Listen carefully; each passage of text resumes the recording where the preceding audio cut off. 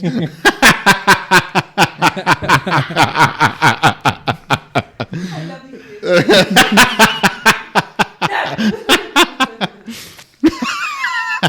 Horrible.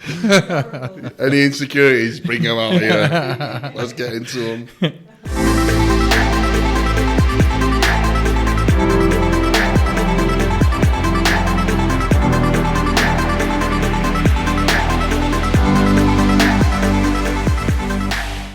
Okay, this podcast, I think this guy, just me and him became brothers the minute we met. I'll be honest with you. I want you to just introduce yourself, please, mate, and we'll get straight into it after that. If you just please tell me your name, what you do, and a bit about yourself. I'm Sanjay Roy. Not really sure what I do, but I do something, and that something's brought me here.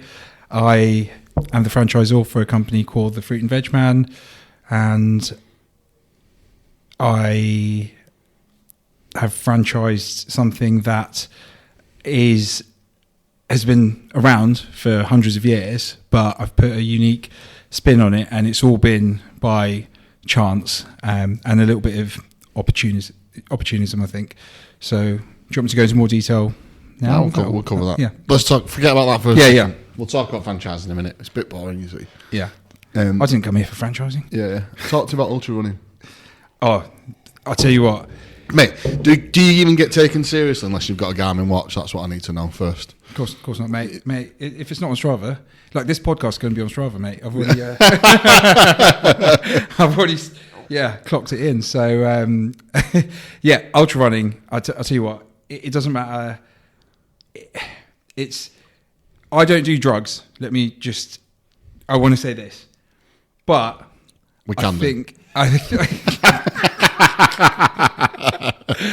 But I think ultra running is probably, if you had every single drug in the world, if you've ever watched Fear and Loathing in Las Vegas, and there's a scene when Benicio del Toro and Johnny Depp are driving through Route 66, I think, and they've got a whole box of like uppers. I don't know why I'm talking about drugs now, but and they take all of that, and they think they're in backcountry, and there's bats flying around everywhere. Whatever high you get from all of those drugs, like finishing an ultra run, I think there's nothing that compares to that. Like, I mean, to be honest, like it's the journey, and I think it applies to anything that you do in life. And I think for me, it's very, like, again, I'm not religious, I don't do drugs, but all of those feelings manifest themselves when you finish a fucking big ultra run that you've trained for. And the great thing about ultra running is with every single other type of run, what I've experienced, and I'm sure you probably have as well, mate. If you're doing a park run or a 5k, a 10k or a race, everyone just bangs on about time. Oh, what was your time? What did you finish in? Did you get a PB? I did a 100-mile run. I finished it. No one asked that. They were just like, what, you did a 100-mile run? Yes. And to be honest, putting that aside, it's just the race that you have in an ultra run is with yourself.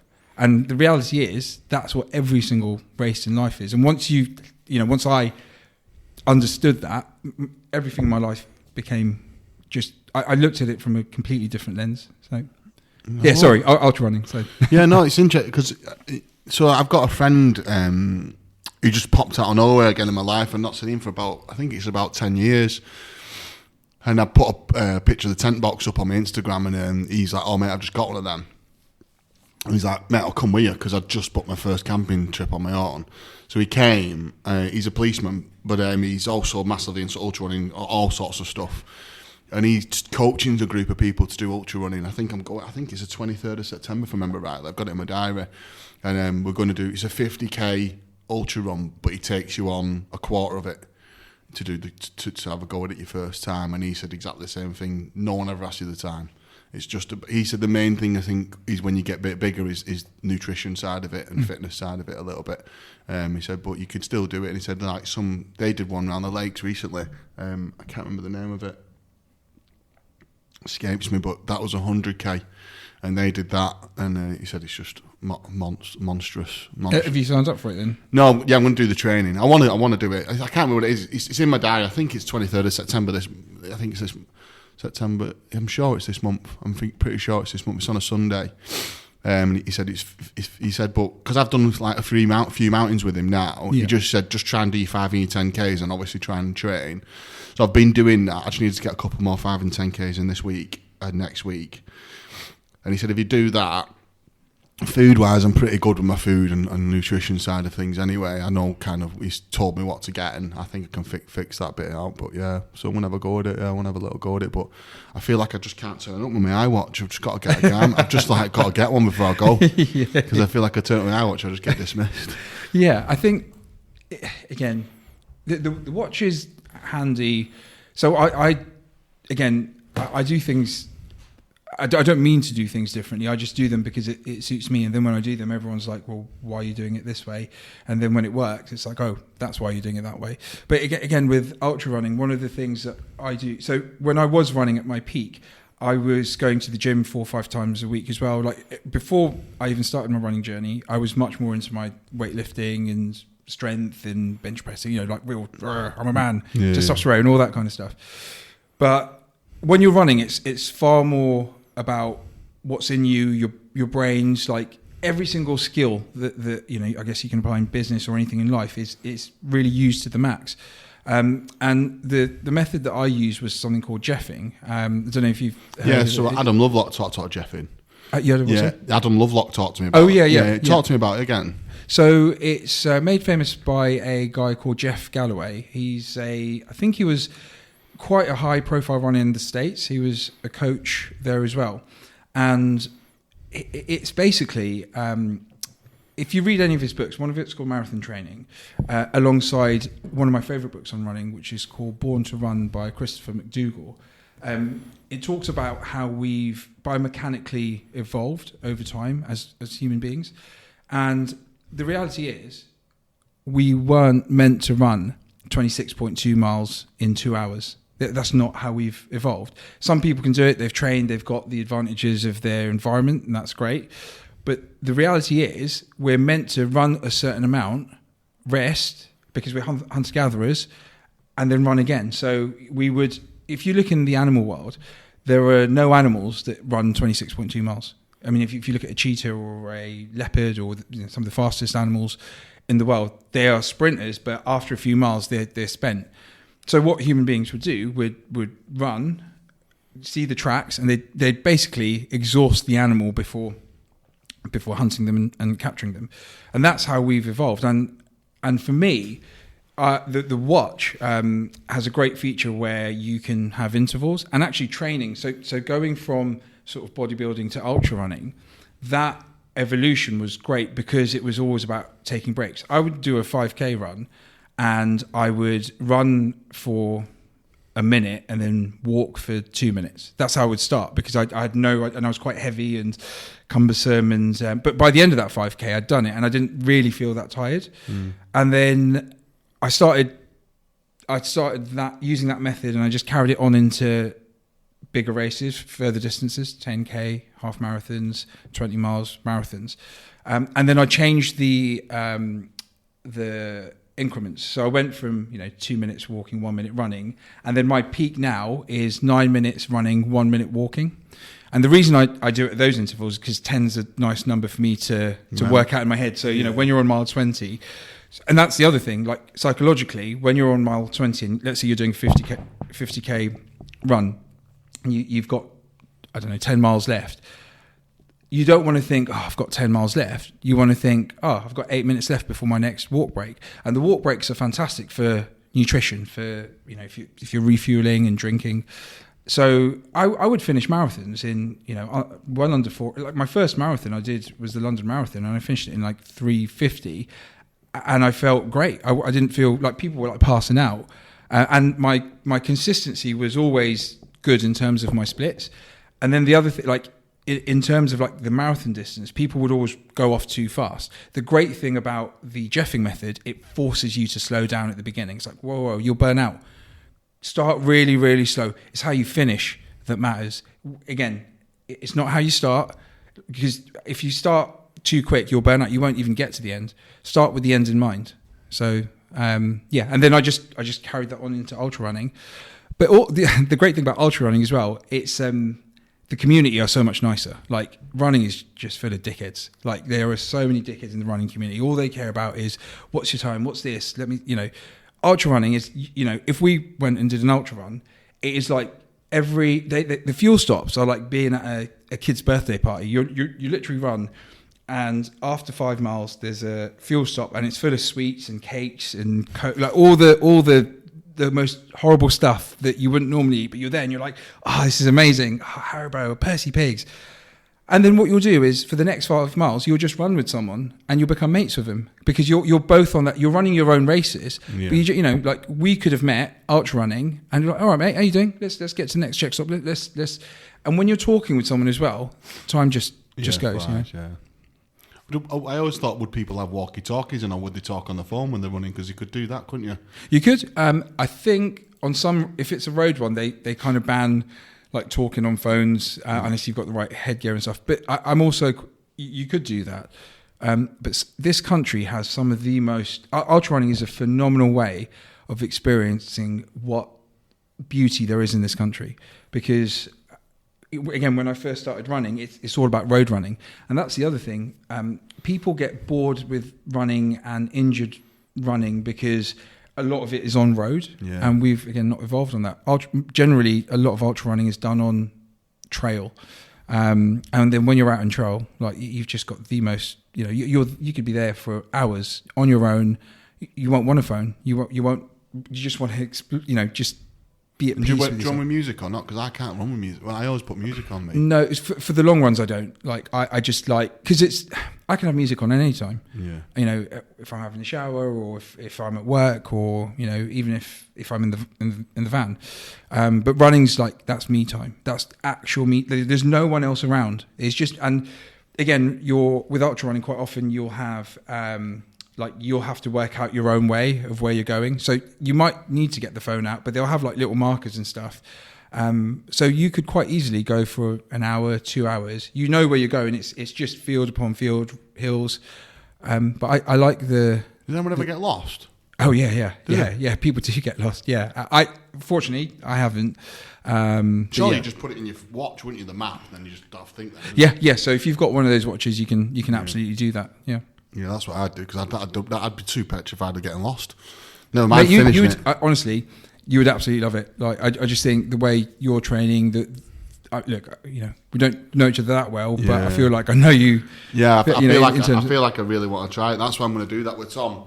Going to have a go at it, and then I'll probably book. He's going to send me some races that he's booked on, and we're going to book on one.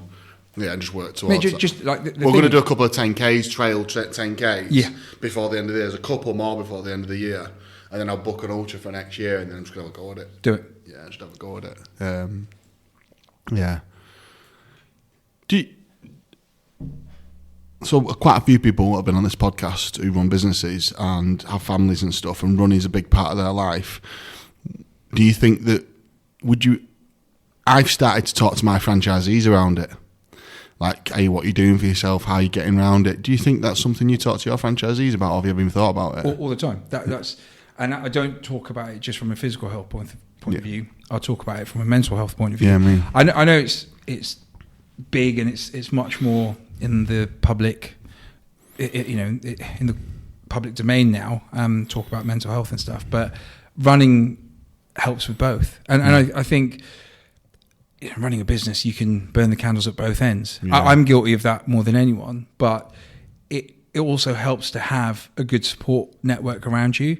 I'm very fortunate because my wife she works in the NHS, but I'm the sort of person who at that ultra run, I'll just keep running. And if there isn't a finish line, I'll just keep going because I enjoy it, and I can be my own worst enemy, but she'll pull me back and say, look, just take a break.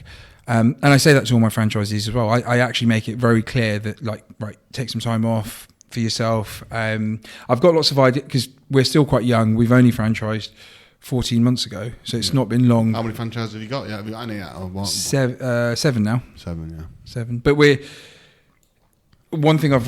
Seven's a lot in 14 months, wasn't it? Yeah, we get hundreds of applications every week. Yeah.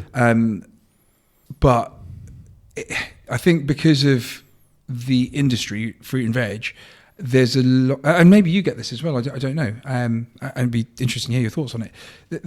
We get a lot of people call in, not know really what a franchise is. They are very much influenced by people like Andrew Tate and all these YouTube influencers who are you can get rich by not doing anything and have fast cars and fast women, and you don't have to work hard, and and fast cars and fast women ain't that good though. No, it's well, I think whatever you want, like the starting point is work hard. Hard work will always beat talent if talent doesn't work hard. And for people who immediately come in and say, like, I want to buy a franchise, but I want to get someone else to do it, it's a no. Generally, I'm at a point now where I speak to so many people, like within like 20. How much is your franchise? So it was 11,000. It's now just gone up to 18,000. And I can go into it later, but there is a reason why we've pushed it up to that point. Just interesting because we've not had hardly any leads over the summer time. It's been really quiet for us. But it's about 60k all ours, and it's 28k to buy it, and then the investment piece around it. And then how much cash do they need in the first few months? They don't need that much cash. You need about 10k in the bank, and it's about 5k set up. So like I say, 50-60 grand all in. And do you have a discussion with them about how soon they could make their investment back? Yeah. So break even points like 17 months. Okay. They could probably start taking a salary about 9 months. You can put a salary in from the beginning if you want, but you might have to invest more at the beginning. But yeah, it's just interesting to hear. Where'd you get your leads from at the minute? So if I rewind back to how, it's probably a good point to tell you how this all started and how I came into franchising almost by accident. But COVID happened. I was a personal trainer by background. The gyms were all shut. I was coaching squash and a bit of running as well. That all stopped. My wife works at the L&D hospital, so she was busy with COVID-related stuff, and I'd furloughed myself. But I didn't want to sit on my ass, not do anything, and so my wife got home one day and she saw that I told her that I'd set up a business called the Fruit and Veg Man, and she thought I was bonkers. And I said, well, the only reason I've done this is because I'm furloughed and I want to raise money for a local children's hospice. They're right next to us. I'd done a lot of fundraising for them before, and she said, okay, that's fine. And so she asked me, what are you going to call the business? I said, the Fruit and Veg Man. She said, that's a very silly name because it's so obvious and you're not going to get that as a domain. I said, I have. It's cost me 25p. I've bought all the .com, .co.uk, all of them, bought them up.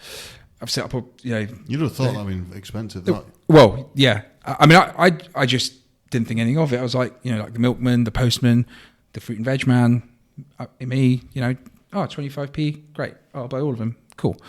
And as soon as I set up the website, I was getting orders from all over the country. And what had happened was my SEO reach, I'm assuming because of the name, it'd gone right to the top of, like, above other very famous fruit and veg grocers and stuff. So I was calling, people from Newcastle were calling me and going, oh, could you deliver some fruit and veg? I was like, I'm really sorry, you're a bit far, And anyway, so I at that time, it was purely a very altruistic thought. I was already on furlough. I didn't want to think of it as a business or anything. And we started raising money for the hospice. We were delivering boxes of fruit and veg to them. So in terms of leads, we were getting them in organically in that way. That's another pun. And then slowly but surely we were getting busier and busier and busier. Restrictions ended. I had a colleague who had helped me do some fundraising before. He said, I fancy doing a little bit of this as well. He started doing it, and he went to he was just so busy. And then we thought, okay, we've got a business here. We're raising money for the charity. We don't have any. Basically, what we were doing, we were going down to the wholesalers, picking up boxes of fruit and veg, and then delivering it to customers. So then I thought, right, I know nothing about fruit and veg, absolutely nothing. And I know a little bit about business, but I don't know much about, expansion and scaling. And I'm a big believer of, if you don't know something, get someone who's an expert in that to do it. So I got hold of a franchising consulting company. I did my due diligence on them, and why I really liked them was because I must have hounded them. The first time I called them, they said, "No, you can't franchise." Okay, what do I need to do to franchise? They'd say ABC. So I do A, B, and half a C, and I'd say, "Look, I'm nearly there." "No, you're not ready. You need to go." And they hadn't taken any money off me. They kept saying no, and the more they said no to me, the more it was like lighting a blue touch paper in me. It was like, right, I need to get this done. And then eventually they were like, right, you're ready to franchise. And then they helped me do all the trademarking and making it professional. Who was it? You on set? Ashton's Consulting. And my franchise consultant, Phil, yeah. So I got on like really well with him because he's mega, isn't he? Yeah. So similar age, but you know, I don't know, maybe it's a guy thing. He's just a proper fella, isn't he? Just a proper fella. Yeah. And like just says it like it is. Like you know, we just got on really well. Get him on the podcast, Gay. We'll film off it. Yeah, get him on. Yeah. He's and you know, to this day, like we're mates. We'll go out for drinks or we'll catch up. And he was a very fundamental, intrinsic part to us getting to that stage. Then the first thing we did, so we professionalized it from being a box delivery service for fruit and veg to making an income in 4 different ways. Box delivery, fruit and veg, so people can go on the website, they can order oranges, plums, tomatoes, put it in the basket, buy, and then we go and deliver. Office fruit boxes, so B2B stuff, so corporate customers. We have contracts with most of the care homes in the country now, and markets, so market stalls. And market stalls are great because it's great for social media and you know and all that kind of stuff. So we did that, and then we franchised, went live, and we put an advert out on one of the franchise portals, and within half an hour we had 40 inquiries, and then within a week we had over 400, and I just couldn't keep up. It was a bit nuts actually, and a big reason for that is because it's a completely new franchises. There's no competition. People were like, "Wait, what's all this about?" You know, the entry point for investing is quite low, and everyone needs fruit and veg. Yeah, and it seems pretty simple, doesn't it? Yeah. What's the hardest bit about it? Getting up and why?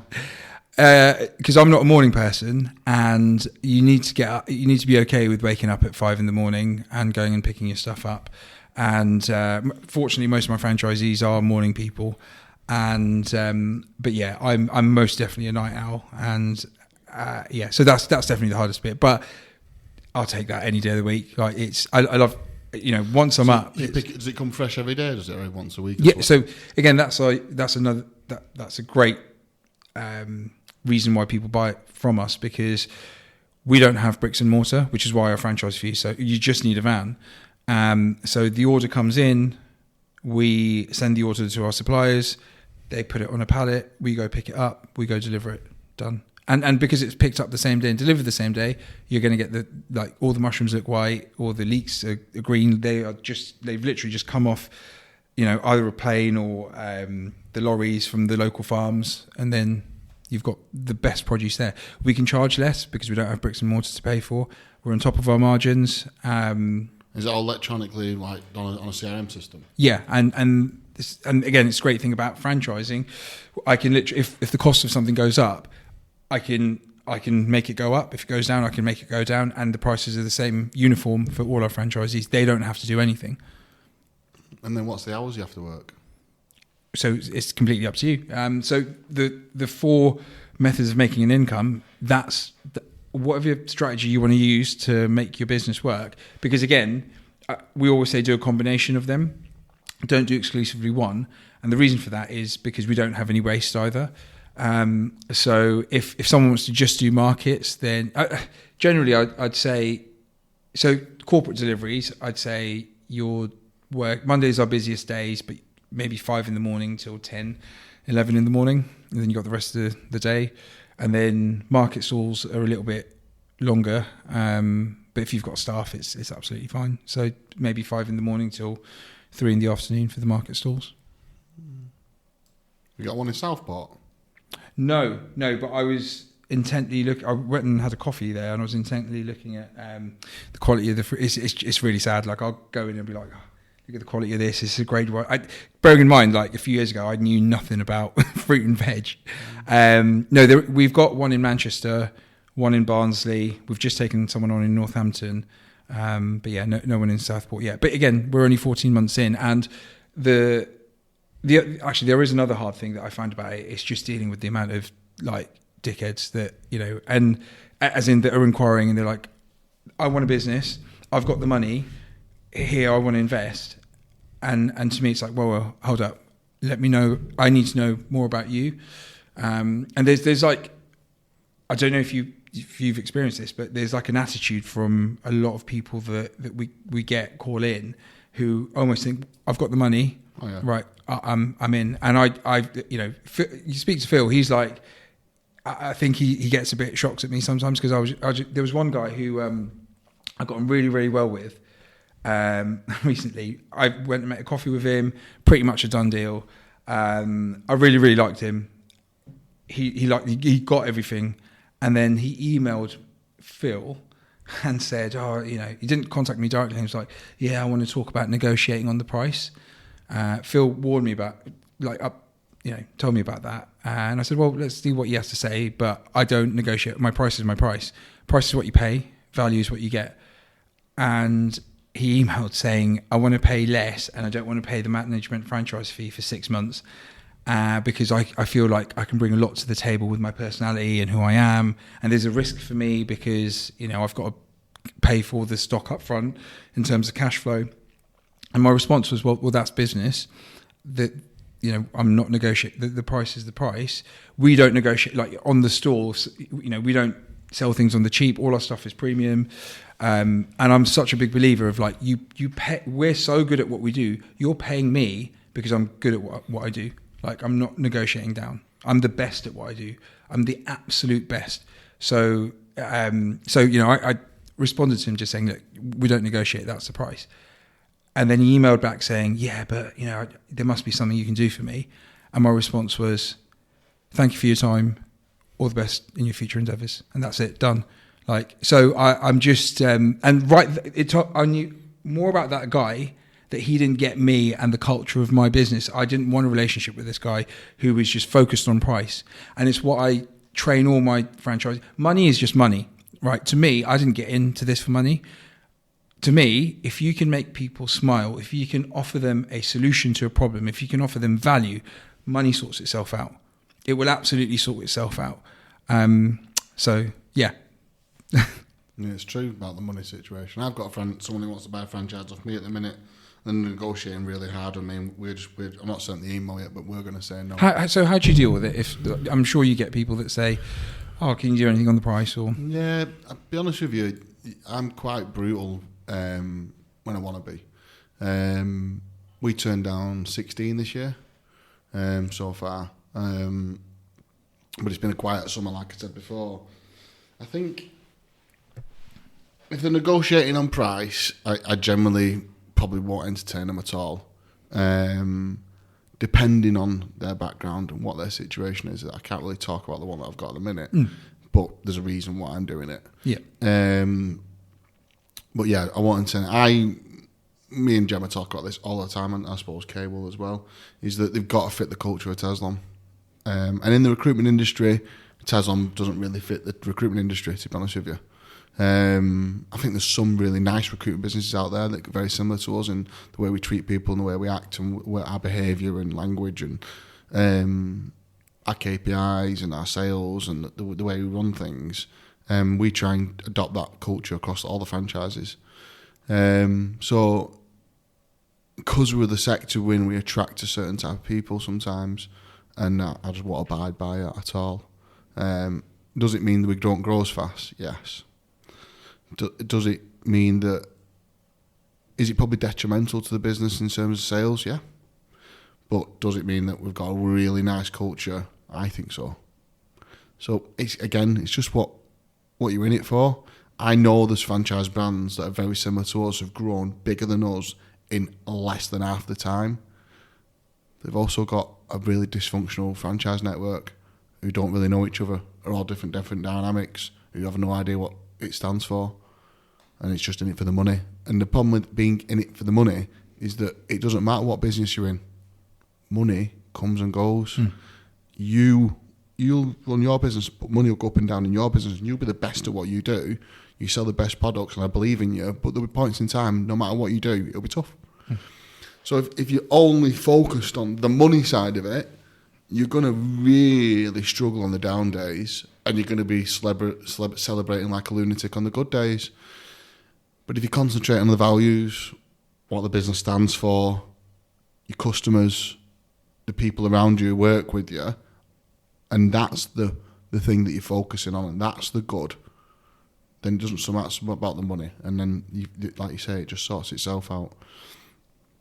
But yeah, my answer to your question is, yeah, I do turn people down. I want the right culture fit. I definitely fit that. We on Tezlom and the people who work there definitely fit the 20%, not the 80% of people that want to come in. And I'm happy with that 20%. Yeah. That's the way I want to be. But yeah, some people would say I'm mad. I have had conversations with people who are very money focused and very successful, but it's just, I can't be asked that life. Yeah. I sold cars from when I was 17, 18 years old, and it's just purely about profit, add-ons, bigger percentages, more expensive cars, more commission. You do a deal, what's the next deal? You do a great month, what's the next month? And at the time, I suppose it was great because I earned loads of money, and that's great because you can do fancy things and holidays and things like that, but I've been extremely sad on holidays that most people will never go in their life. Yeah. I've bought things that a lot of people would never be able to buy, and I've still been, like, with the second you buy it, it's just like, yeah, and what? And I think once you've been and done some nice things, now I guess there's a next level, isn't there, of like money, where people have yachts and things like that, and I guess that might be a different life again. I don't know, but then as long as you're using that money wisely and giving back as well at the same time, then I can think you could probably enjoy it better. But yeah, so then once you've done all that side of life a little bit, been in high pressure, KPI driven, money orientated businesses, although they're very successful and you can make a lot of money out of them, I think at the same time it's not a great life to live all the time. And I do believe in working really hard, and I do think that if you have a business, you have to kind of let it consume your life. But I think in between times, if you're looking after yourself, ultra runs, going to the park with the kids, going to the takeaway with the kids, cinema, getting your own selfish time, making you get your runs in, going to the gym, going to spa days, going out with the wife, going out with someone else's wife, whatever. Yeah. But you know what I'm saying to you? I probably went on a little bit too much there, but I think, yeah, we worked quite hard when we rebranded Tezlom. When Tom passed away, we were called 24/7 Professional Health, and we had some franchisees on board there who kind of didn't fit the culture that we wanted, and we parted ways. There's still successful franchises. There's still successful branches now. There's still ones that have been with us for years and fit the culture. We're constantly growing. We're just about to put on board another one right now. But yeah, I think you've just got to it sounds like you've kind of done that, haven't you? You kind of created this amazing little energy pile of amazingness of fruit and veg, turned it into a big corporate business, and want to keep them values that you started it with, the intentions you started it with, but then grow at the right rate. And then also it's exciting to make money because it can change your family's life and your life and the people around you. And that's a nice dynamic to see as well, but at the same time trying to keep that value there at the same time. So it's, yeah, I can see why you do what you do. I like it. It's nice. Thanks. Yeah. Just talk to me a little bit more. Like, I wanted to find out. I want to ask you about your tattoos, but we're not going to go there yet. But I need to scrape back a tiny bit because you said you were a PT and stuff. So just kind of go right back to like where were you brought up and stuff like that. I know you said you're down in Luton. Is that where you brought up? Yeah. Born and brought up in Luton. Yeah. What's mum and dad like, and brothers and sisters like, and stuff? So they're okay. Like we recently, basically cut off from our families, from my family, just because of, again, culture, values. I got to a point where I was like, look, we don't see life the same way, unfortunately. It wasn't a hard decision. It was pretty straightforward. With my upbringing, it's, a lot happened that it's only when you're older that you realise that's not right. So can we all talk about that at all or not? Yeah, I don't mind. I really don't mind. Both my sisters are doctors. Mm-hmm. I don't speak with them, and only recently, I guess a year ago. And my mum and dad are from India. They're immigrants. They came over in the 80s, worked in a warehouse. We grew up in without any money or anything, and definitely there were some positive aspects to it, like not having anything. We lived in a house with maybe the size of this room, and there were 4 families in there, growing up. So. We didn't have much really growing up, and all they wanted was for us to grow up and have a better life than they did. Yeah. So that's fine. But yeah, it wasn't easy. But equally, I think I always look at it as anything bad that happens in my life, I can't blame them exclusively. But anything good that happens in my life, I have to give them some credit as well with what's happened. Mm-hmm. And actually, you become you're a result of your upbringing and your environment and everything. And, I'm growing up, I was very much I'd have hundreds of people in my friend circle, and I'd have loads of friends, and we'd go out, and I thought I was happy. And it's only now that I realise, actually, I'd rather have a very small circle of close friends than people who aren't really there for me when I need them to be. Mm-hmm. It's probably the first time I will say this, and I'll say it. Me and Hannah my wife, we've gone through the IVF process, mm-hmm. and it's been very difficult. Yeah, and we went 3 years on the waiting list with the NHS, and then we found out we were pregnant about 2-3 months ago. Oh. Congratulations. And then last week we went for the scan. There was no heartbeat, and we lost it. So I have 2 ways of compartmentalizing, and actually the business is for both of us. It's we love it, but equally we're not. Look, we were talking about money earlier. Tomorrow we'll be pushing up daisies. It's time is just going so quick, and the older you get, the quicker time gets. Yeah. And the reality is, like you said, money comes and goes. Yeah, and you're saying, you've been on holidays, people would never go in their lives, and you're unhappy.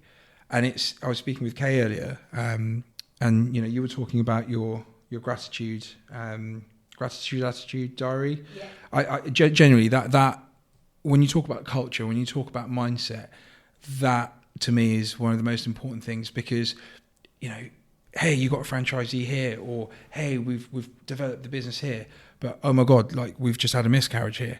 Life is never perfect. No. And I think it's always trying to and naturally I'm a very high person and a very low person, emotionally, I've and I guess that's part of being human. What's that, Anya? Aquarius. Okay. What are you? Cancer. Yeah, very similar. So I just think it's looking at the and actually having that gratitude, you can go for a run. Do you know what, I drove up here and I ran over 2 pheasants, right? And the first one literally just came out of nowhere. That motherfucker just ran across the road. I ran over it, feathers everywhere, and I was like, fuck. And I just carried on, and I was like, I think for the next hour or so, I could not stop thinking about that pheasant. I was like, I wonder what its life was like. It just came out and it just went, and I've just run over it, and I felt bad. Then the second one, I was still thinking about the first one. The second one came to the footpath, and I was on the road, and it stopped, and it looked at me, and I went, right. I slowed down. I was like, you know, you're going to go? No. And as soon as I hit the accelerator, it then went, and it was the second one I ran over. And I thought, I think that second one did that one on purpose. Like, and then I started thinking about what that second one's going through. And I think, like, generally, like in life, you can do things that I didn't actually try and come up with an analogy. Like, this is literally just me thinking here, but you know, you can do things on purpose, you can do things accidentally, but you know, one day you're, you know, cock of the walk, and the next day you're a feather duster. So you just don't know what life is going to bring to you. But I think having that gratitude, like genuinely, like I came up here and I was like, look, that's fine. I went into a cafe down there, and I was literally in my shorts, and I had like a bag on, and like it wasn't a cafe, sorry, it was a hotel, really nice. Like, you know, if that was in London, like if I got any like 10 meters near it, someone would be like, don't even come anywhere near us. And I walked in, and everywhere was shut, and I was a bit early here, and I was like, oh, I really fancy a coffee. Walked in, and everyone's like proper dressed up, like, and I'm like, oh, this is like the poshest place in Southport. And I was like, oh, can I come in and have a coffee? They're like, yes, of course you can, sir. And there were like all these like suited and booted people, and there's me like with a fruit and veg top, like, and they like took me in, they sat me down, and they were just super nice to me. It's so bizarre, like just so bizarre. And then people just, you know, there was some guys at the table next to me, they started talking to me. And again, like I'm not used to the just bam, nice. And it just, you know, just made me think, look, you know, there is niceness out there, there is goodness out there, you know, so whenever something bad happens, something good will follow. And it's the other way around as well. So it's a tricky one. That is a Katrina came on the podcast a few weeks ago, and we talked about that, and she's like, always try and find the silver lining. Yeah, always try and find the silver lining. There's always something to be grateful of. I mean, like just being able to talk, or being in good health, or being able to walk, or there's loads of 100%. Literally, you can always find. Kay gets to work with me every day. Like she should be grateful every single day of her life. Shouldn't she? You're welcome. This is why I do breath work. Yeah. There's always a reason to be grateful.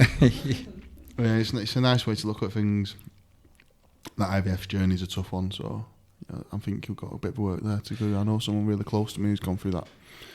So, yeah, I think it's more for like, you know, I'm with someone who's like my best friend. She's just the most, like, really, like what women go through is unreal in that process. And I mean, even the like she did everything to make me a part of this process, even though she's the one being pumped with drugs and everything. And we got our I can't believe I'm talking about this. We got our like syringe, like injections in the post, and Hannah goes, right, I want you to do the first like jab, and I'm petrified of like needles, and I know, right? Like it's all right when I'm there and I'm like not looking, but when it's, you know, just anyway, I got it out, and they're quite. I mean, it's literally like a pen that you just put in, and you jab with your thumb. And the first day I got it out, she pinched her belly, and I was about to stab her.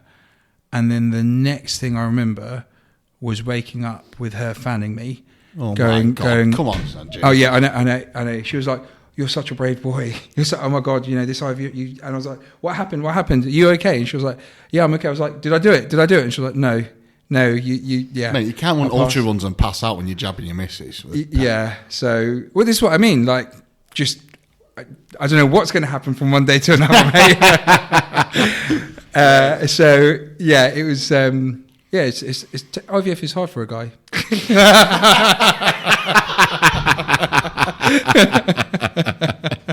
I'm glad, exclusively here at the Tezlom Podcast, I can talk about how tough it is being a guy and going through that process. Thank you, mate. Oh, brilliant. That's good, isn't it? So, I want to scratch some more surface, but I don't know how comfortable you're a bit about it. But so you enjoyed, did you enjoy your upbringing and your family life? Was that amazing? Or I think yes and no. Yeah. I think it's never as binary, like things like that, and it isn't. I can't say yes. There are huge parts of it that I look back at, and I think that's not right. You know, being like physically abused your whole life is not. You know, you might think that's a cultural thing and that's okay. being left with bruises and clumps of hair out of your head and all that kind of stuff. You might think that's right at the time, but it's only like when you get older and actually even through this IVF process and you look back and you think it wasn't right then and it's not right now. No. So, but then, them coming in and them saying, look, work ethic, like we haven't come to this country for you guys to not do anything. I think again, it's a cultural thing because like I wouldn't say we fell out over this, but they didn't really understand what I was doing. Like, why are you selling fruit and veg for? Like it's that kind of. Yeah, and I'm like, this is going to be really stereotypical. It doesn't mean to come across this way, but I have talked about it before. I think it was Amrit. It's like you've got to be, if you come over this country, doctor, surgeon, that type of profession. It's kind of drilled into you for your culture. Yeah, that's tough. That when you don't want to do it and they don't understand that is tough because you kind of your own personality. What they're really trying to do is they want you to be successful, don't they? What they're trying to say is be as successful as you possibly can and grasp the opportunity. But if you fundamentally don't want to do that, then they should be supportive, in my view, of what you want to do. But they are wanting you to be successful in their way. Yeah, and actually. They've come to a country, and irrespective of what's going on in the world in this country at the moment, and the views and what's going on in South. Geez, like I was driving up to Southport, and my wife was like, "You going to be safe?" Yeah. And I'm like, "Yeah, I'm sure Ryan will look after me. Yeah. He's my boy." But irrespective of what you think, like it goes back to gratitude. Man, I sell fruit and veg, but I've made a living out of it. I've made a business out of it. I've made other people successful selling apples and pears. Like it's like I can do that here. Like, and I can be happy. And it, as you grow older, I don't give a fuck if you're a doctor. I don't give a fuck if you sell fruit and veg. I don't give a fuck if you're a franchisee. I don't give a fuck who you are. Like all I care about, I don't give a fuck what you do.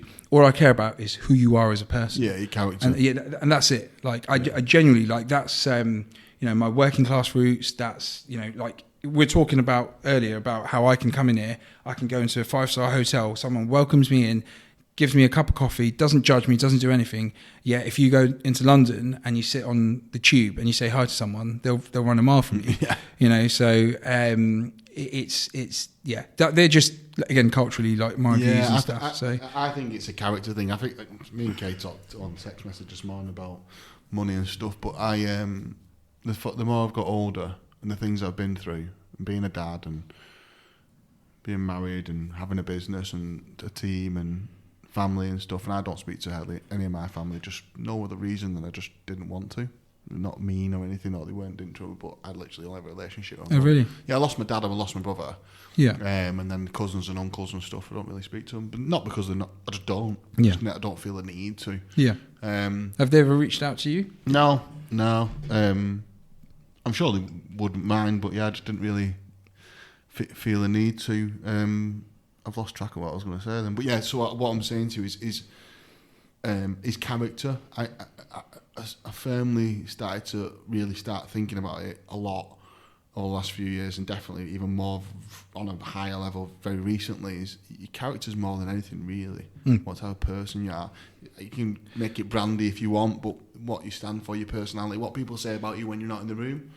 And I think also you've got to be able to let people find a new character as well. I think change is, you've got to accept. If you're going to be an empathetic soul, if you are an empath and you are someone who's willing to see views from other people, you have to be forgiving. You have to let change happen.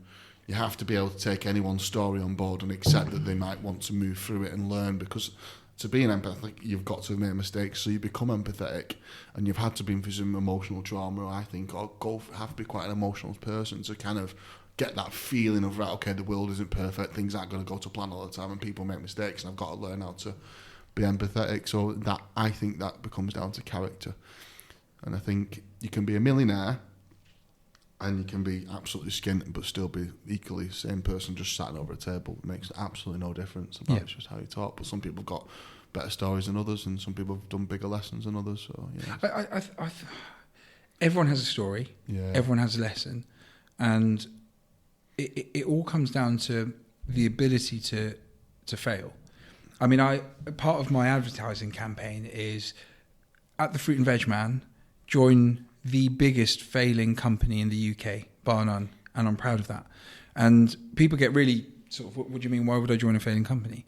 And I went, why wouldn't you? Because we fail every day, and we're proud to fail because we learn from it.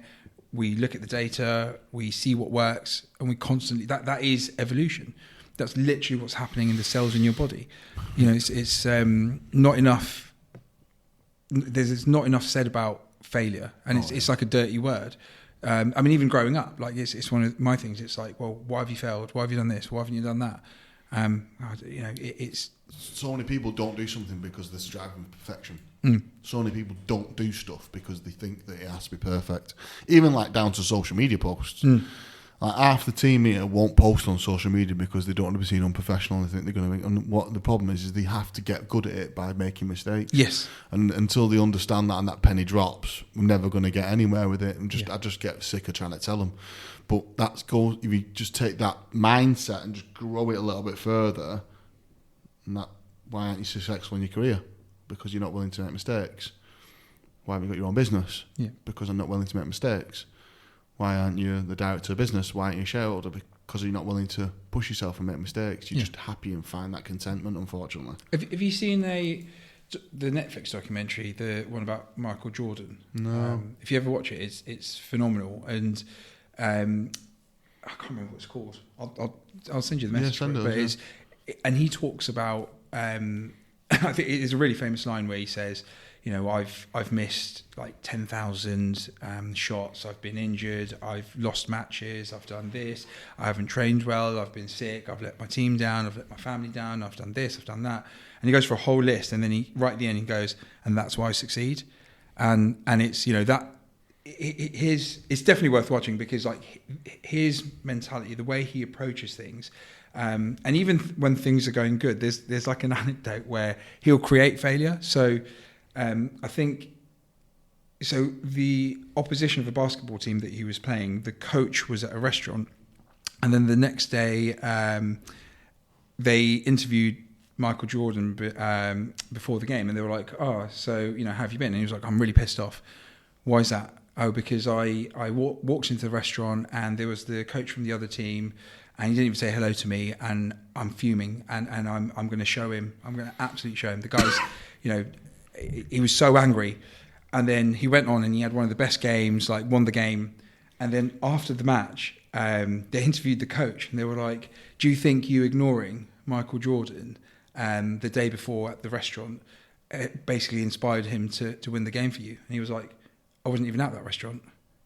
I wasn't even there for dinner." And they were like, "What?" And basically, he had created that in his head, like to push himself to the point where he absolutely believed that's what's happened, that's what's pissed him off, and that's what, and that sort of, you know, he wasn't the tallest player, he wasn't the most skillful, the fastest, and you know, it all comes down to like aptitude is nothing, but if you have the right attitude, that'll get you to the right altitude. So, you know, and in his case, that's exactly what he did. And, you know, he's a great example of, like, you don't need talent. Like, hard work is just there. And actually just breaking yourself down, being smart, and accepting failure as a means to success. Yeah. That accepting failure part and accepting that you're not going to be perfect and not everyone's going to like you. And them, not because you're purposely not getting wanting to like, it's just that you're going to go about things a bit not personally professional or the best way because you're just trying to find your feet. People hold themselves back in lives because they won't do that. Yeah. And it's just doing it and going, fucking hell, this has gone all right, this has worked. I'm not going to say anything, no one knows, but this has worked. And then just next one and the next time and the next time and the next time, you just got to keep tapping away and doing it. Yeah, and that's, I think, it's... But it's also like, I mean, this is the second time I've physically met you, and the first time I met you was like maybe a minute, and we just spoke about running. Yeah. And I was speaking to Kay earlier, like what you guys have done with this is incredible. And I was just seeing, you know, I love seeing your posts. I actually genuinely look forward to it, whether it's like a clipped up short or it's the actual podcast itself and the guests that you have. And you know, this is the result today, but I'm sure it wasn't like this when it first started. No. Like you just went and you did it, and you were like, right, I'm going to do it. I'm going to be consistent. because consistency is excellence. Yeah. And, start now, get perfect later. Yeah. So we started off inviting people, and we did the first one, and we were thinking about removing the first one and getting the guests back on again. But I think it's nice sometimes to see the growth. But it's that you're exactly right. It's just, I said to Kay, let's do it. She was like, let's do it. We both knew why we wanted to do it. It's still there, exactly that same core piece of work. Every time we do a podcast, me and Kay, we kind of both want to go and lie down. We talk about it for about 5 days afterwards, and we love putting the clips together. And Kay will send me like an email with the clips in, and I'm like, fucking hell, this is sick. And we talk about it, and that's why we do it. And then every time we do it, she's like, let's get some backlights, let's get this, we need to do that. Literally yesterday, a couple of weeks ago, we bought a black backdrop. Now we've bought a timer, for a flash. Yeah. You can take a proper picture, some pictures for the team. But then in my head, I was like, well, every time we do a podcast, we'll get a proper picture with the person. And, and we'll start doing that. So it's just, having a belief in something of what you want to do. And the belief is that me and Kay needed the franchise industry to have a voice of the people leading it and part of it. And because we found some amazing characters in it, and that's why we started it. She's got the ability to do the editing and create a safe space for me, because I need that, and I've got the ability to ask the right questions, and because of my background, I can tease the right information, and that's what it's done. Yeah. And we just get better and better at doing it, and I think having not been scared of doing that was the piece of work, and it's the same bit of work in anything else in life, isn't it? I want to go further on that point that you've just made. I mean, I've been here just over an hour. I've walked in here. My mindset is like, I've run over 2 pheasants, but I've had a nice coffee, and I've walked up, and there's a big sign saying "Don't be a dickhead," and I'm in 2 minds, and I'm like, does that mean I can't come in or not? I'm like, okay, I'm going to give it a go. But just seeing that, and actually seeing your podcast, listening to them, and just seeing you guys generally on social media, meeting your team. What I absolutely love about you, and I generally, like, this is what I've always believed as a person and in the business: be authentic. And you guys are absolutely authentic. I don't see anything that is, disingenuous about you guys. There's no fakeness. As I said, like, how many buildings do you walk into and it says "Don't be a dickhead"? Like our marketing that we have is "Don't be a," and we've got a picture of an aubergine. Yeah. So it's.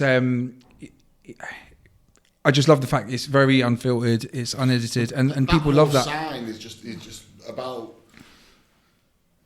I don't want people to put a facade on when they come working at Tezlom or they come and visit us. I don't want people who have this professional thing that they've put in front of them. And I've had them, lots of people in my life like that. And you meet them, and I'm just like, oh mate, why are you like that? You just want to give them a big cuddle and just say, stop it. Do you know what I mean? Like, what's life done to you that's made you be like that? You get what I mean? But I was listening to the radio yesterday, and they were talking about CVs, and all CVs are the same now. And they're saying, everyone's a strong team player, but on their own they work great as well. And I've always said, I'm fucking shit at working with teams. Like, and I'll be honest with that, but I'm phenomenal working on my own.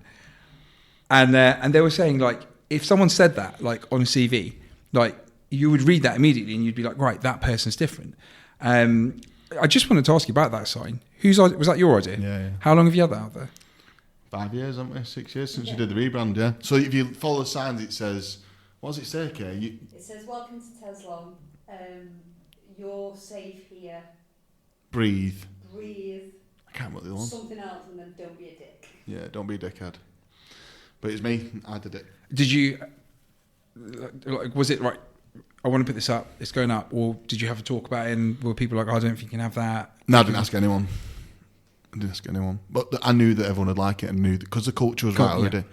We had it right anyway, so I knew when I put it up that it would fit us. It was how it was led. I wanted that sign to set the stall out that I mean business by it. Yeah. I think it's because, like, so many people will be watching this thinking it's unprofessional. There's people taking pictures with it.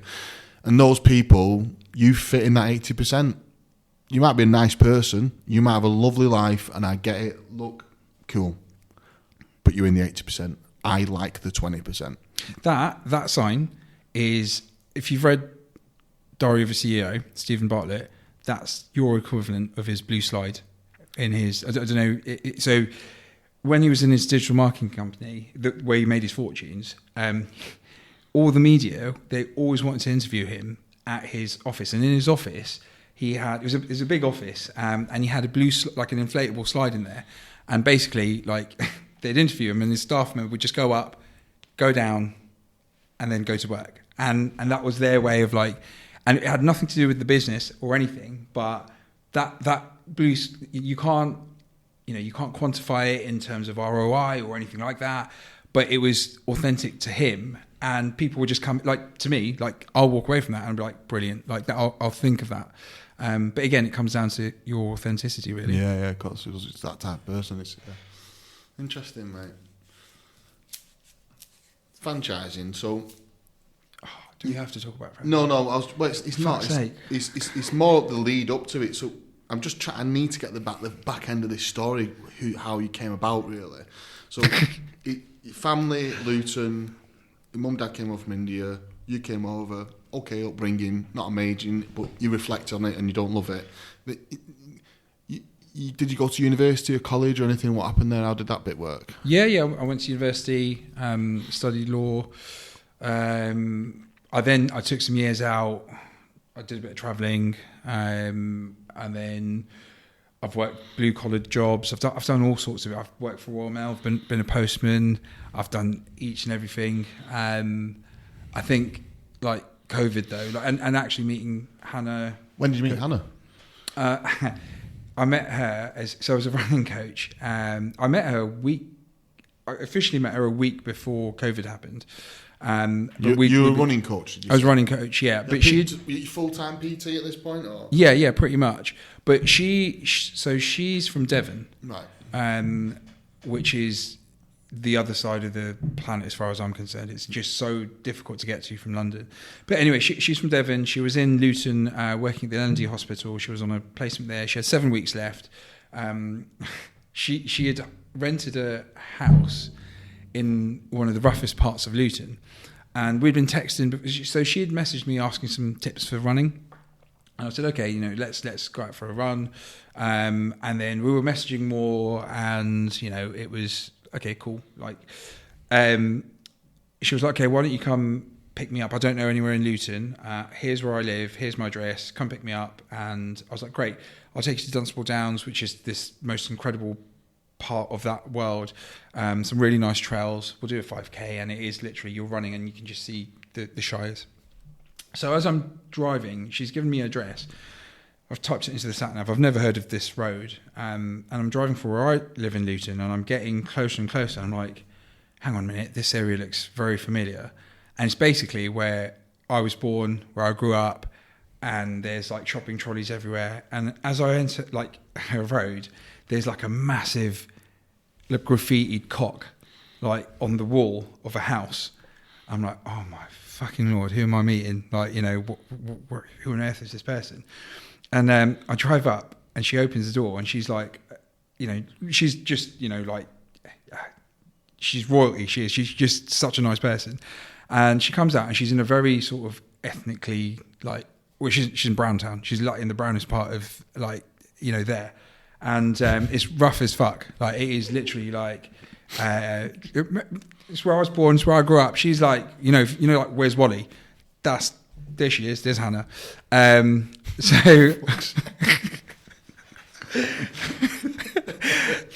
So I pick her up, and we're driving, and she, like, genuinely, like, it's not for a woman. I can totally understand. It's not the most comfortable place to run. Like, you're running down, and people are looking at you. So I took her down some downs, went for a run.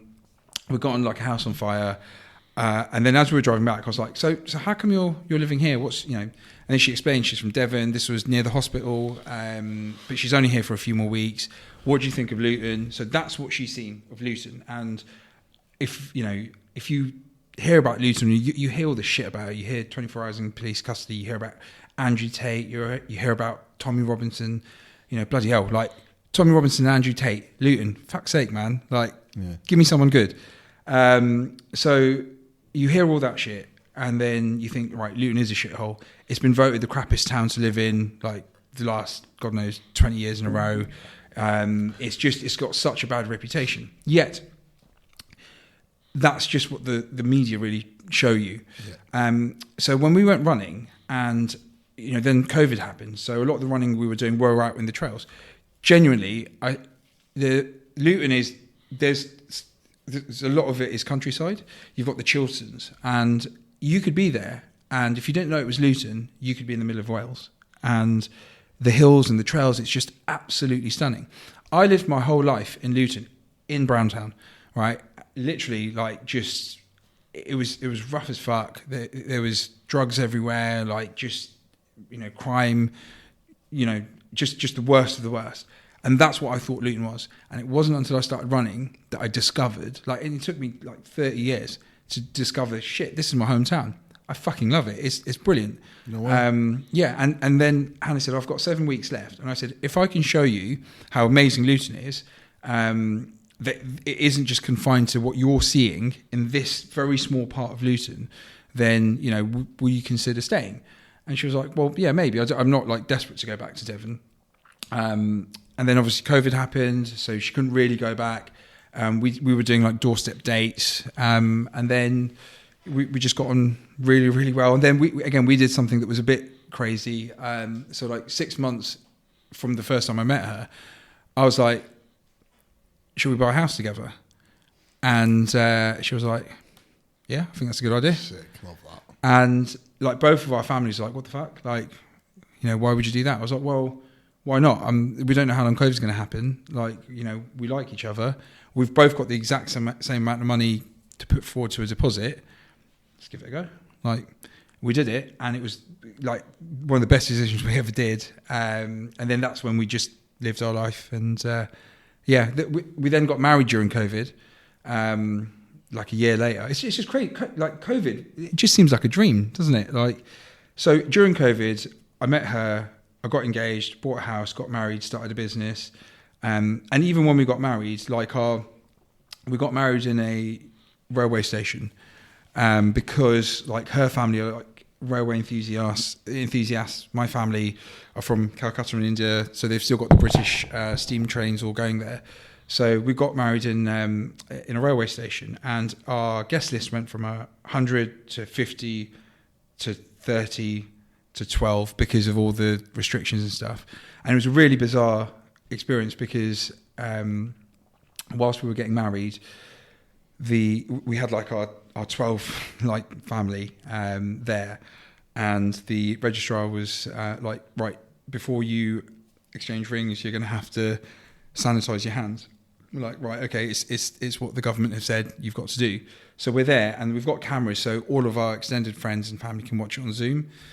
So the registrar goes like this, and there's an industrial size bottle of hand sanitizers, and he squeezes it, and it makes the biggest fart noise that you can imagine. And it's just like literally like the dirtiest. Like, imagine K's like that. K doesn't. The most protein shakes. Spiciest vindaloo with like literally chilies coming out of your ass, like, and not even like Kate, that's what Kay's like. She drinks that much protein shake. Oh right, okay. Yeah, mate, it's bad. So imagine curry flavoured protein shake. Yeah, that's what I'm saying. Like, I just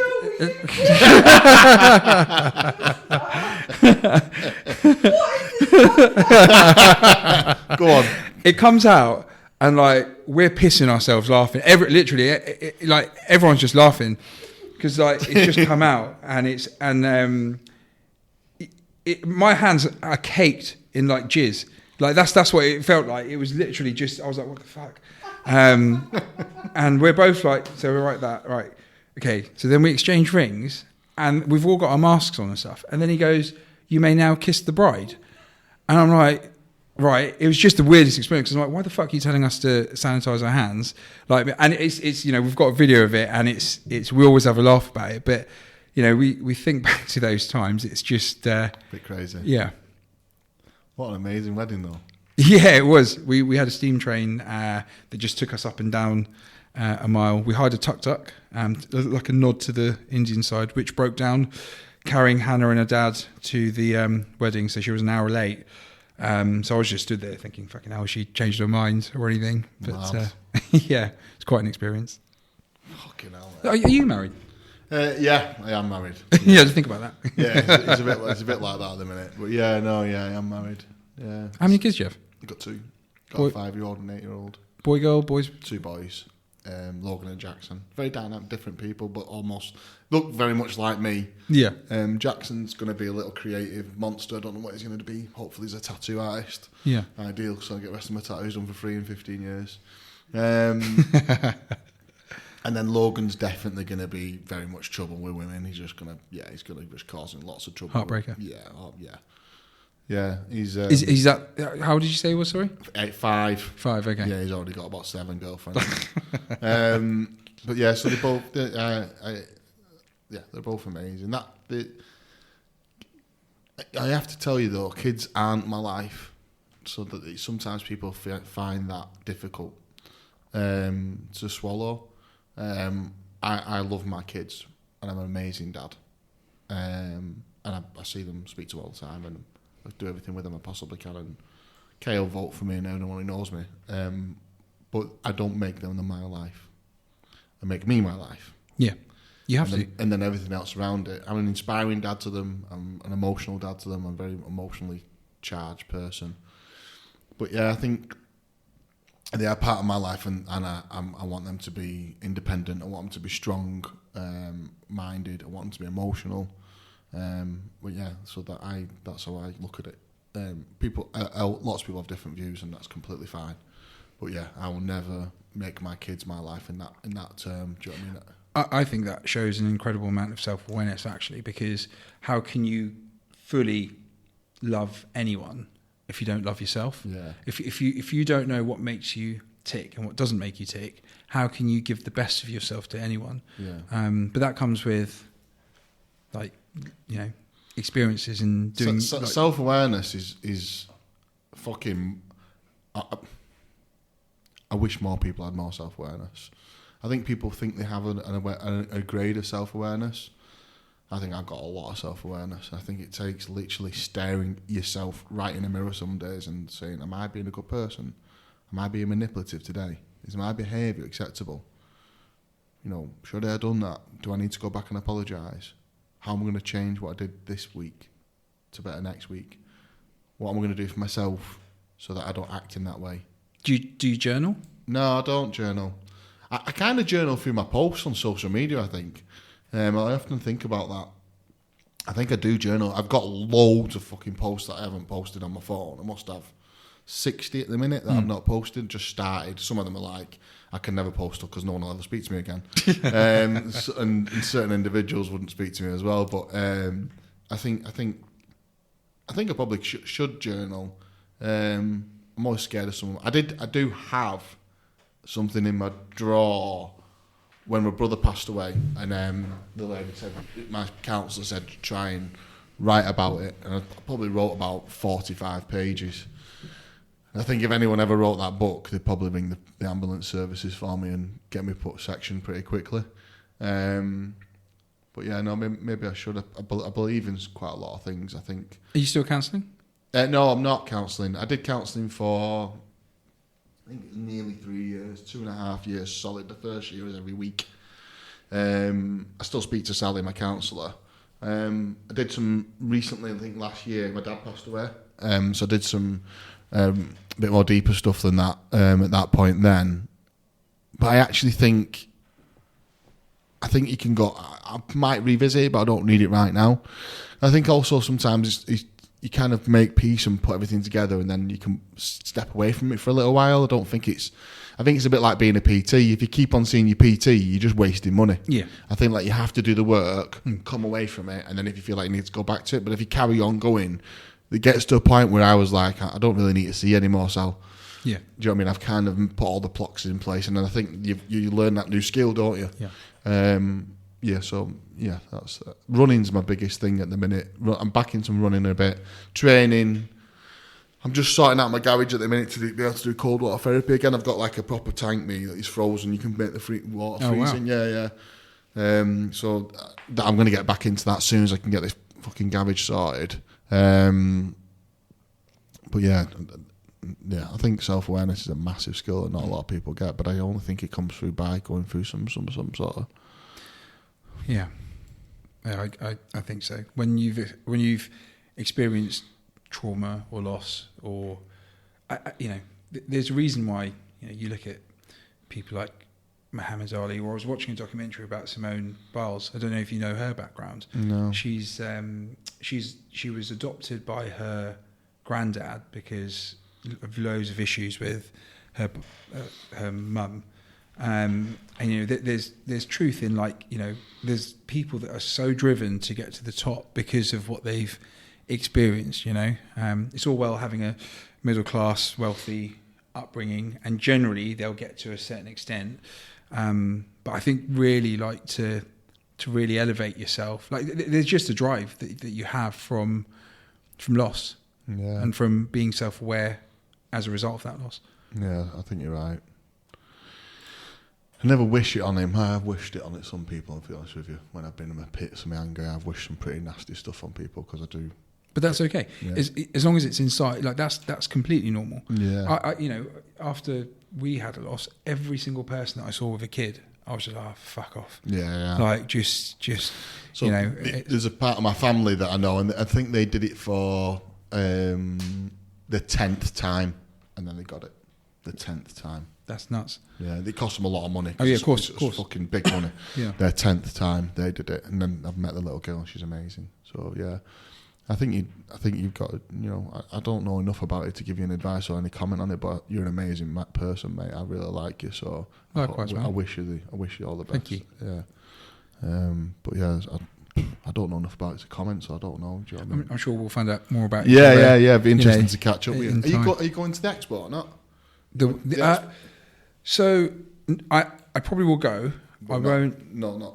Yeah, I'm not big enough or bad enough, or. You don't sound like you need it with all them leads. So. No, I don't. I like going just because it's nice, seeing people that I know. Listen, the one of the things I've loved most about franchising are the people in it. Yeah. Have you joined the BFA yet? No, I haven't yet. But so when I've actually got a funny story to tell you. So after I saw you for the first time it was the IFE, wasn't it, that I saw you? And so after that, the Businesses for Sale had a party on a boat, and I don't know how I wangled an invite. Yeah. But it was my first time at an expo. It was really my first time meeting other franchisors, and I don't know why. Like I genuinely, like, maybe it was like the Michael Jordan in me, but every franchisor that I met, like yourself, like, and all the others that I met, are just such nice people. But for some reason in my head, I just thought everyone was a cunt. Yeah. Like I don't know why. Yeah, no, I get that. And it was, I'm sure a lot of it was to do with inexperience. I went to that. But I think it's your ego a little tiny bit as well, because you need a little bit of that to say that I need to be the best at this, and no one else understands what I'm going through. Yes. Yeah. I 100% agree with that. So I went on this boat party, and everyone's like all dressed in their, like, suited and booted, and women are looking lovely in their dresses, and I'm there, I don't know, in my Fruit and Veg t-shirt, and it's got the Fruit and Veg Man on it, and I was like, do you know what? And there's alcohol everywhere. I hadn't drunk, and I was like, do you know what? I don't really know anyone here, so I can either look at that as this is a bit shit, or really take advantage of it. And I decided to take advantage of it because I wanted to know more about what people actually like. Not there's people walking around going, oh, this is my business, here's my business card, here's all of this. I'm like, I don't give a fuck. I can find all that out. I don't need to know that. So people are, and I had a shirt, Fruit and Veg Man. So what is it you do? Like, and that was the question that everyone asked me. And my stock answer was, so I'm a franchisor. Do you know what? I wish this was my answer when you first asked me what I did. So I'm a franchisor, as many other people here, and basically, let me ask you two questions, and hopefully you can answer what I do. Do you like fruit and veg? Yes. Do you like sex? Yes. Put your hands together. And they went, I don't understand. I said, so I've got a very niche franchise. It's a website called onlyveg.com. And basically people pay to shove broccoli up their bums. And, there's like different, and deadpan face, there's different memberships, and our franchisees are basically trained to lube themselves up, you know, and there's like different like levels at which they can enter. And like basically there was like 10 people around me, half of them got it like immediately, half of them didn't. Wow. And out of that half, they were like on the phone typing in onlyveg.com, right, on their phones. And I was like, they were like, oh, it's not coming up as anything. Are you checking it on your? Because that is. No, but I can't read. She jokes that. She's into stuff like that. Is that a franchise? Kay's into stuff like that. People think she's oh yeah, man. So and so it was coming up as like unrecognisable domain. And I said, look, you won't find it at the moment because reception isn't great here. But also at this time, it's the evening. Was it a Friday night or it was either a Friday night or Saturday night? I was like, that's our most popular time. So all the traffic is, you know, we've only franchised for 14 months. And honestly, there was like a group of girls from like a swim franchise. And they were generally like, so how is business? I was like, absolutely thriving. Like, you will not believe how many people like fruit and veg and sex. Like, all of you put your hands up. Like, you should absolutely try it. And, you know, the franchise network it's completely, and I use all the arguments about how we're unique in this sector to that. And what I loved about, like, that's when I knew, because like by the end, like everyone knew that I was obviously not, but they all carried on with it. And they were like, can I give you some tips on which, you know, vegetables I think are, you know, and basically, by the end of the night, it was like, we were talking about sexy fruit and veg. Everyone was talking about it. Everyone was talking about what to, and so after that night, my LinkedIn blew up, and everyone was like, "Do you remember this conversation we had? This, that, and the other." And genuinely, I was like, because I just wanted to see who would get offended, and I think that's what I wanted to do because I didn't know anyone there. No one would get offended. I don't think anyone would get offended. But I didn't know that. I saw everyone dressed up, everyone like, you know, and in my head, and it's probably the ego, I thought, look at all these cunts. Yeah. Like, generally, that was like, who are all these people here, like, on a boat? Why the fuck are we on a boat? Yeah. Like, it's London. Like, London's full of wankers, and now I'm on a boat full of wankers, or dressed like wankers, doing wanky stuff. Why am I here? Like, why the fuck am I here? And my ego just got, I did something to break myself down, and I walked away, and I went, I was the wanker. Yeah. I've done it, been there, done that. I know someone else, I won't mention them on the podcast, but I definitely know someone else has done the same thing. And I think it's okay that, though. I think it's perfectly acceptable, and I think it's absolutely the right thing to do, because you have to have that mega self-belief when you do what you're doing. Yeah. But joining the British Franchise Association, categorically, I ain't saying this to pun the BFA, was the best decision we made. So I want to talk to you more about that. Why? How quickly did you join? So we were going since 2008, and my dad, from his previous business, didn't believe in the BFA, but the BFA has changed a lot over the years. But also, I don't think he was allowed in the BFA. But that's another big long story. Soon as my dad got poorly, and I took over like the franchise side of it, I was just looking. I'm not a great reader. I have read books. I'm not a great person sitting watching videos. I get bored really quickly. So, have you tried Audible? Yeah, I just get bored out my fucking head listening. I don't want to skirt. I want to know now. Yeah, and I have zero patience for stuff like that. So going to the BFA, I was exactly the same as you at first, and he actually said to one of the chairmen at the time, I was like, I think it's a load of shit. Apparently, it's a bit of money for a rope type of membership type of thing. I was fucking so wrong. Wow, so wrong, mate. And every BFA event I've been to since we joined in 2018, I've been to every single one. But how did you get from the BFA is a bit of a meh to like then signing up and then realising just how it was the first. I went to the first expo. The first expo was October 2019. Or was it? It might have been the March. I think it was the October 2019. I went and I wasn't a member, and I went. I think it was just before COVID hit, weren't it? Was that 2019? Yeah, it was. Yeah, and I went and sat with Pip because I was like, because the VMG events would let you on if you were not a member, but you'd signed up to be a member and you're going through the process or whatever it was. I can't remember what it's called. So I'd done that part because I wanted to go to the expo and get the brand out there. And as I'd done that, I spoke to James, but then Pip was there. And I sat down with Pip for ages because it was quite a quiet show because of the COVID. And I hit it off big time with Pip. And at that point, then I kind of changed my mind there because I thought if she's leading this, it's not what I think it is.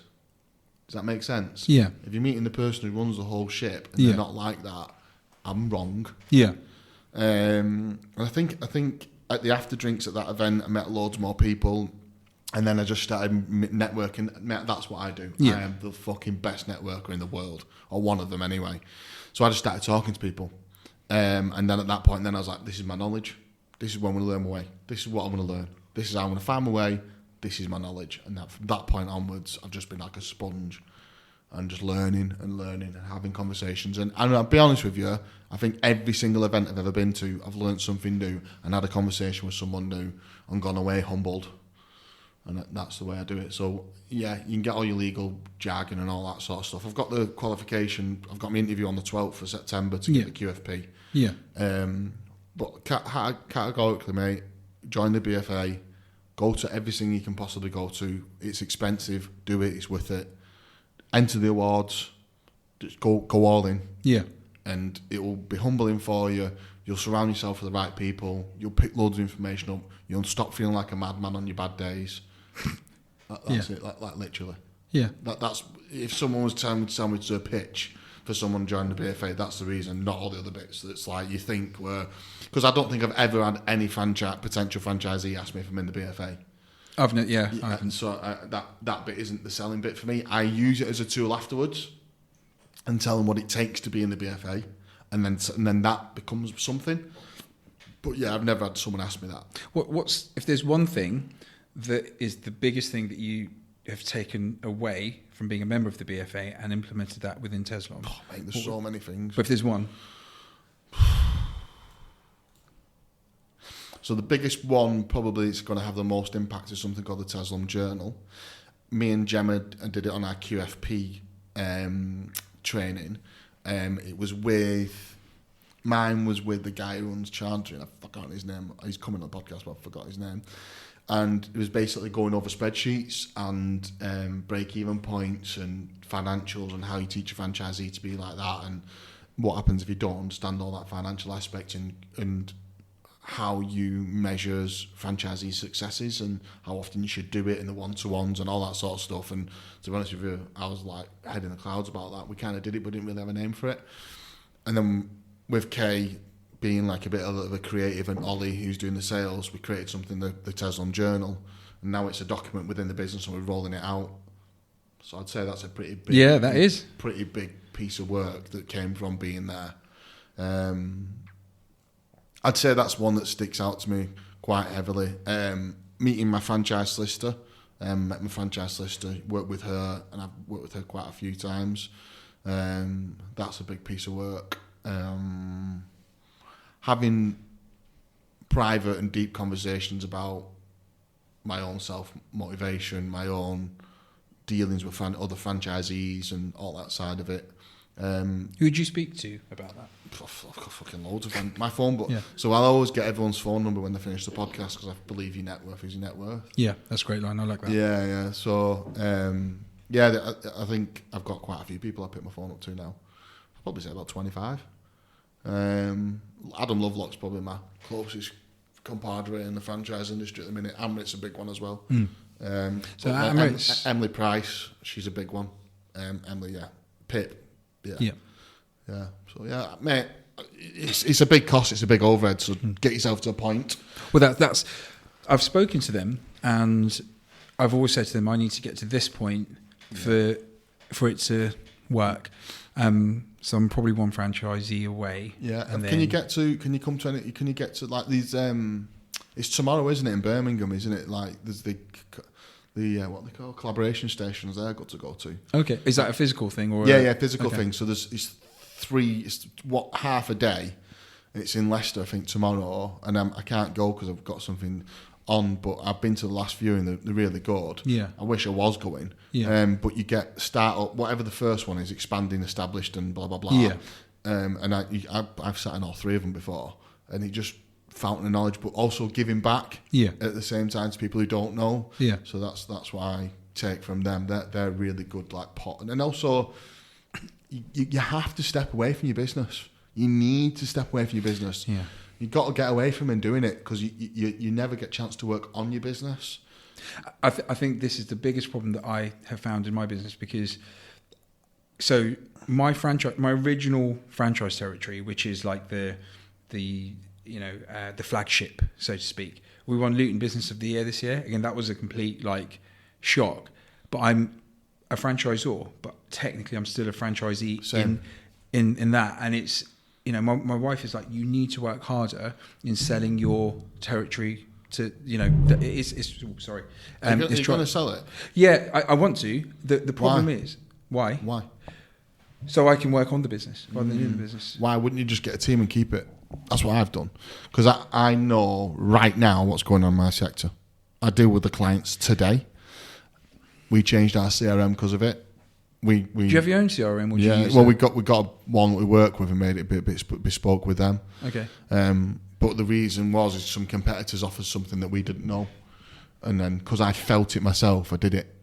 So I don't know, sometimes you might be better off getting someone in to manage that branch that you run and keep your ear close to the ground. So I've, to be honest, I think Phil said that to me, Hannah's mentioned that to me, and now you've mentioned it, and I trust you free. And I just haven't, I guess I'm so used to now at this point, even I'm at the infancy of being a franchisor at franchising. I guess I've got to change my mindset up because at the moment it's very much like, I'm awarding franchises to areas that are, a blank canvas. I've got this, Luton Business of the Year, the flagship franchise territory, its turnover is crazy. Someone's going to come in and offer, and, it should be as easy as that. And it hasn't been because obviously I'm charging more for it because it's an established business, but also Luton is, the people that we're getting that are applying for it, even if they've got the money, haven't got the right mindset. So it's definitely something I think I need to work on. Think about. And you're right. You're actually right. We've got 2 market stalls. I've got 5 members of staff on the market stalls. So they run themselves. It's really the deliveries that I need to get someone in or someone to do all of it, really. Get a couple of people. Yeah. I've never hired someone full time. I don't know that process. Yeah, you need to. And you only grow with people around you, mate. Yeah. Yeah, you need amazing people. Like fucking Kay, amazing. Yeah. One of the best people I've ever worked with in my life. Yeah. Love it to pieces. Oh, right, do you know what I mean? There's some people that work for me. I fucking love them. Yeah. I literally love them. Yeah. That's it. But if you want to create something massive, you've got to bring people along. If you can, find someone who's better at you doing what you did. If you can find someone who's better at running the market stores and the delivery is better than you are, that's the ideal. Look at Kay, better than social media than me. How did you find Kay? She just wrote to me and said, I love you so much. I've seen you on social media. You're amazing. You're so handsome. Can I work with you? Have you got what I thought he was going to say? Off like a street corner or something. That's usually what I say. Have you got any friends? Yeah. Yes, I have. It's a complicated story about Meet Kay, but it's a complicated story. Not in a sexual way. She wishes it was, but no.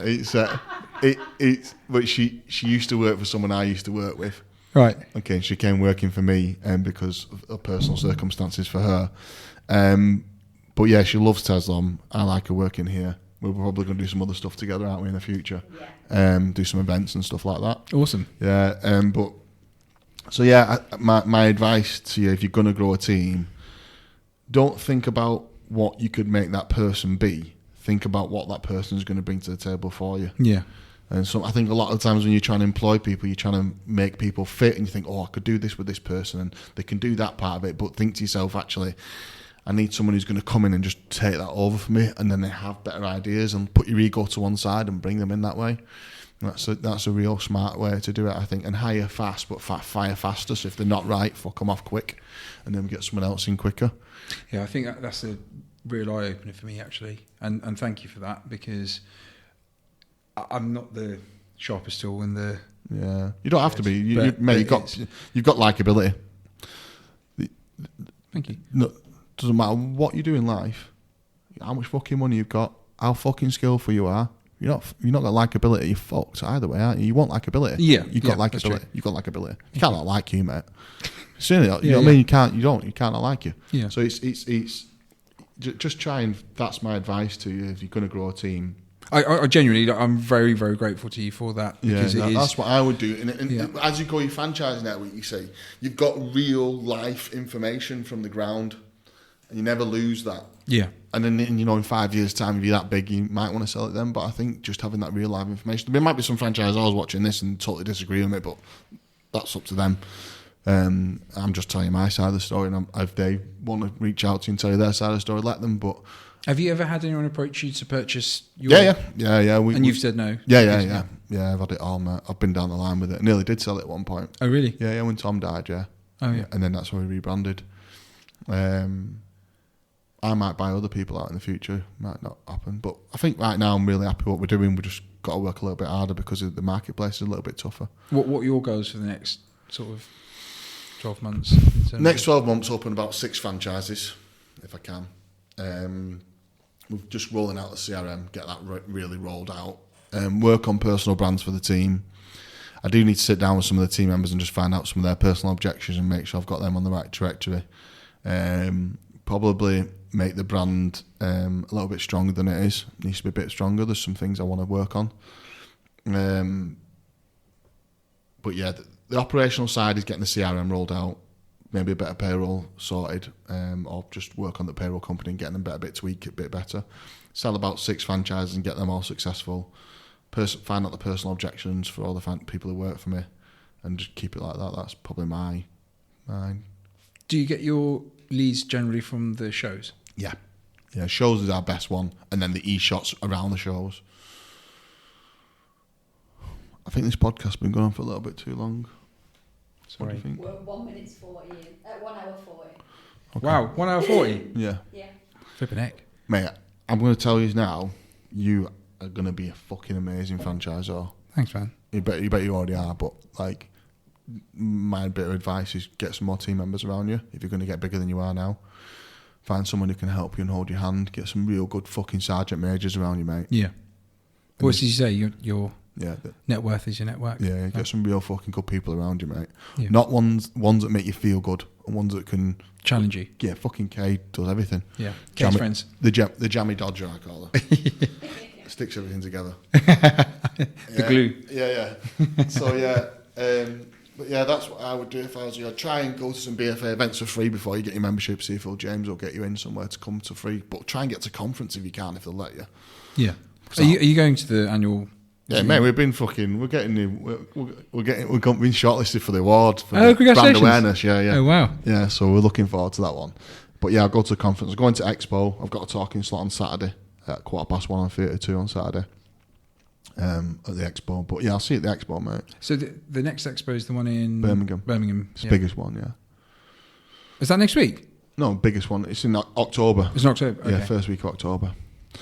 All right, I'm gonna wrap it up because I think me and him could literally chat for fucking weeks, mate. Absolute pleasure to meet you, mate. Likewise, mate. Thank you. Cheers, mate.